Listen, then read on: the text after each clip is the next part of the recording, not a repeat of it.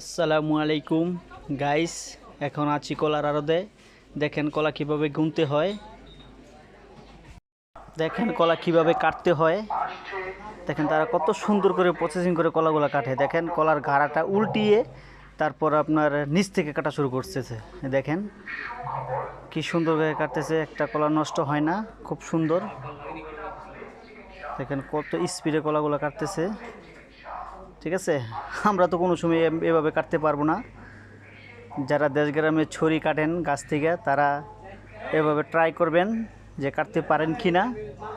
আমি তো ভাই কাটতে পারবো না, আমি ভালো করেই জানি। দেখেন তারা কত সুন্দর করে কলা কাটে, দেখছেন?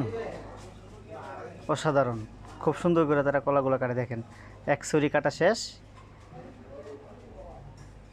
এখন এই জায়গায় কলা গুনতেছে, এখন আরেক ছড়ি ধরেছে, সেই ছড়িও কাটা প্রায় শেষ। অনেক সুন্দর। যারা এভাবে কাটবেন তারা ট্রাই করবেন, কিন্তু খুব সাবধানে। এ দেখেন আবার ট্রাক দিয়ে কলা এসেছে, তারা কলা কীভাবে করে, সাগর কলাগুলো অসাধারণ। সাগর কলা দেখেন কত বড় বড় কলা। আসসালামু আলাইকুম, সবাই ভালো থাকবেন, সুস্থ থাকবেন।